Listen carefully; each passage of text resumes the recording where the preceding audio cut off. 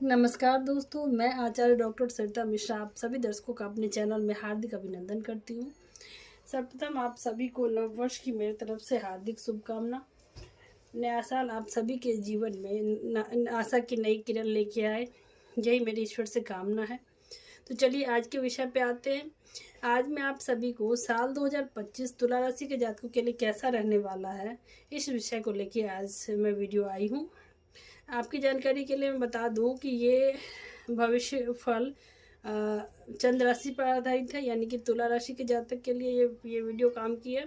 लेकिन इसके साथ साथ तुला लग्न के जातक भी ये वीडियो देख सकते हैं।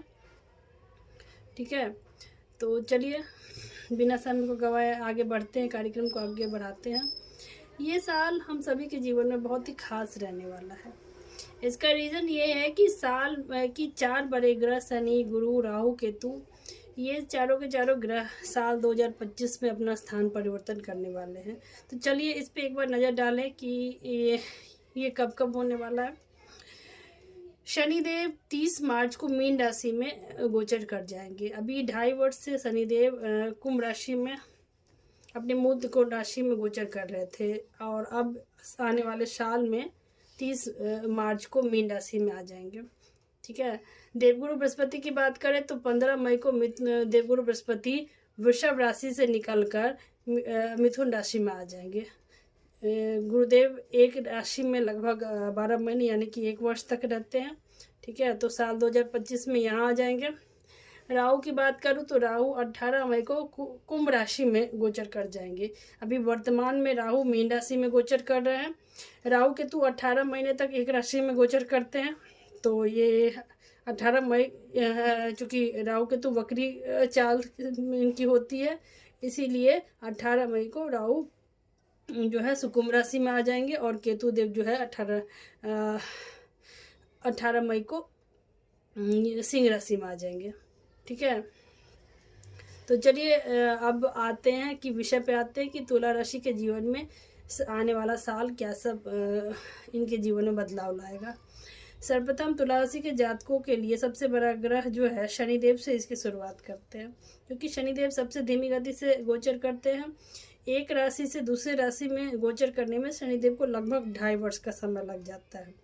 और शनिदेव की यही खासियत है कि जब शनिदेव चंद्र राशि से 12वें घर में गोचर होता है तो इनकी सरस्वती स्टार्ट हो जाती है वहाँ पे, यानी कि 12वां घर किसी भी लग्न के 12वें भाव में अगर शनिदेव आते हैं तो वहाँ से हो जाता है कि सरस्वती स्टार्ट हो जाती है। तो 2.5 वर्ष 12वें घर में, फिर 2.5 वर्ष लग्न पे, और फिर 2.5 वर्ष दूसरे भाव में। ये 3 फेज सरस्वती का होता है। माफ़ कीजिएगा, मैं थोड़ा सा शनि को लेके सरस्वती को एक्सप्लेन करने लगी। विषय पर आते हैं। शनिदेव की बात करें कि तुला राशि के जातकों के जीवन में शनिदेव की क्या भूमिका है, शनिदेव क्या सब देंगे। तो कुंभ राशि में अभी 30 मार्च तक रहने वाले हैं। तो कुंभ राशि में क्या सब परिणाम होगा, इसको जानने के लिए थोड़ा 2.5 वर्ष पीछे की बात कर लेते हैं। अब चूंकि तुला राशि के जातकों के लिए शनिदेव कारक माने जाते हैं, और अभी कुंभ राशि में 2.5 वर्ष से गोचर कर रहे हैं, यानी कि ये त्रिकोण भाव में, ये अगर एक तरह से त्रिकोण लक्ष्मी स्थान है। ठीक है, बुद्धि शिक्षा एजुकेशन, पंचम भाव बुद्धि शिक्षा एजुकेशन का भाव है। तो तुला राशि के जातक कुंड में शनिदेव 4th हाउस के स्थायी कारक हो गए और 5th हाउस के स्थायी कारक हो गए, और बैठ भी गए यहाँ पे। तो अपनी राशि में बैठकर इन्होंने शश नामक राजयोग बना लिया है। तो तुला राशि के जातकों के लिए शनिदेव ने इनके 5th हाउस को एक्टिवेट किया और 4th हाउस को। अब 5th हाउस जिन जिन चीज़ों का कारक है तुला राशि के जातकों को जीवन में इन फील्ड में इनका पूरा एफर्ट लगने वाला है। यानी कि तुला राशि के जातक पिछले 2.5 वर्ष से इनका कोई प्रेम प्रसंग चल रहा होगा। ठीक है, इनका कोई शिक्षा एजुकेशन में इनकी पढ़ाई लिखाई चल रही होगी। घर मकान वाहन लेने का अगर सोच रहे हैं तो या तो 2020 से ही इनका चल रहा होगा, किसी ने ले लिया होगा, और जिन्होंने अभी तक नहीं लिया है ये उनके लिए 30 मार्च तक का समय है। तुला राशि वालों के लिए आपके लिए अच्छा समय है। ठीक है, अच्छी बात यह है कि तुला राशि के जातकों की ना तो 2025 में शनि की साढ़ेसाती है और ना शनि की ढैया है। तो कुल मिलाकर कहें तो तुला राशि के जातकों के लिए शनिदेव इनके लिए अब 30 मार्च को यहाँ आ जाएंगे, रोग ऋण शत्रु के भाव में आ जाएंगे, छठे भाव में आ जाएंगे। छठा भाव रोग ऋण शत्रु का होता है। और शनिदेव यहाँ आकर मीन राशि में आकर तुला राशि के जातकों के जीवन में इस बॉक्स को एक्टिवेट करेंगे। यानी कि जो भी कर्जे लोन ऋण शत्रु से परेशान थे वो सभी, उन सबको राहत मिलने वाली है। ठीक है, तो आने वाला समय तुला राशि के जातकों के लिए शनिदेव इनके लिए बहुत ही कल्याणकारी रहेंगे। जो कि अभी डाइवर्स पीछे लगा ले तो भी अच्छा फल दे रहे थे, उसके डाइवर्स पीछे थोड़ा सा 2020 में अगर बात करें तो थोड़ा सा इनकी कंटक शनि की ढैया थी। पंचम में बैठ के, चतुर्थ भाव में शनिदेव बैठ के कंटक शनि की ढैया कराते हैं।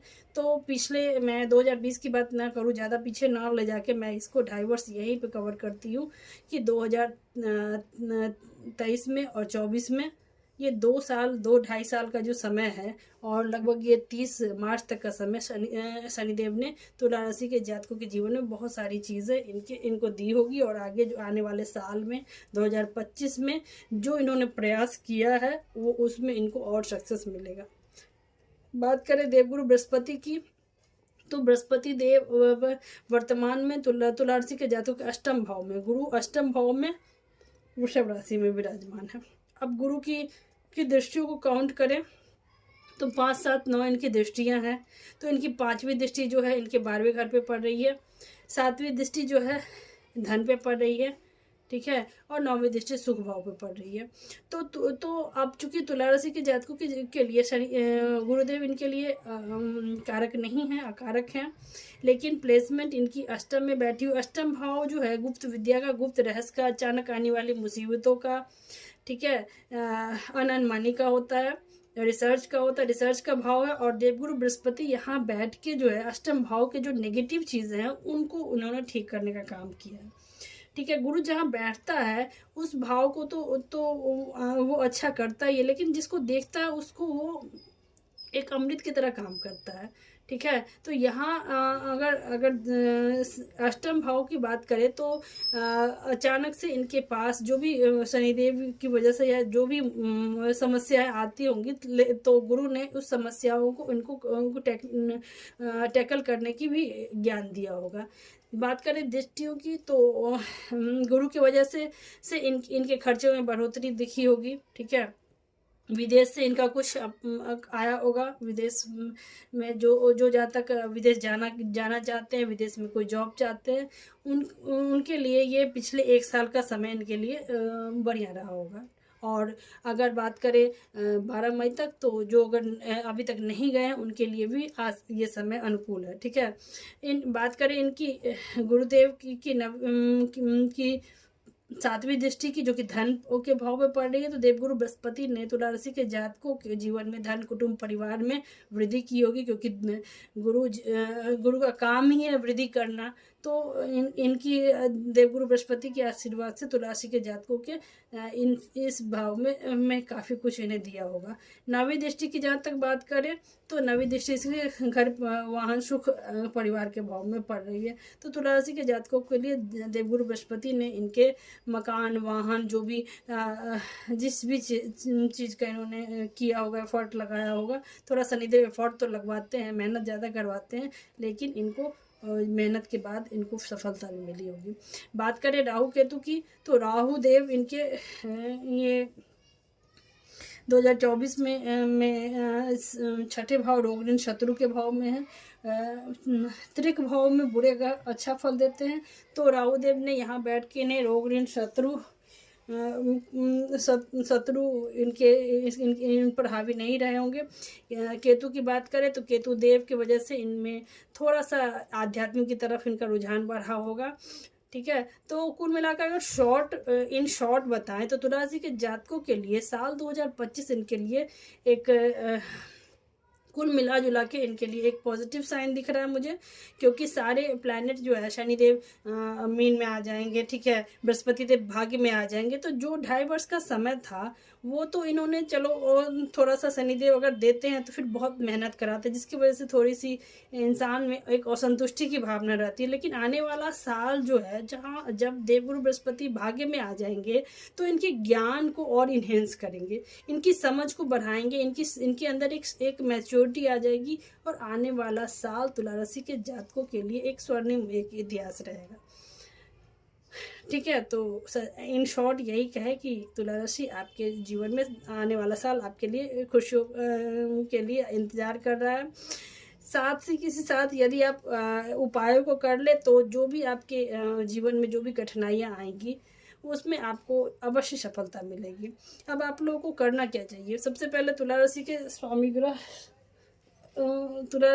ग्रह माँ लक्ष्मी शुक्रदेव हैं, इसीलिए तुला राशि के जातकों को शुक्र के बीज मंत्रों का जाप रोजाना करना चाहिए। ओम द्राम द्रीम द्रौम सह शुक्राय नमः। ठीक है, 108 बार डेली करना चाहिए। शनिदेव की पूजा आराधना, सैटरडे को आपको पीपल के वृक्ष में सरसों तेल का दीपक जलाना चाहिए। शनि के बीज मंत्र का जाप करना चाहिए। हनुमान चालीसा का पाठ कर सकते हैं, और साथ के साथ सूर्यदेव को जल भी देना चाहिए। तो इसी के साथ कैसी लगी आपको मेरी ये जानकारी? यदि अच्छा लग रहा है तो कमेंट शेयर सब्सक्राइब करें। कुंडली एनालिसिस पर्सनली करवाना चाहते हैं, ज्योतिष सीखना चाहते हैं, तो आप इस नंबर पर जाकर संपर्क कर सकते हैं। धन्यवाद।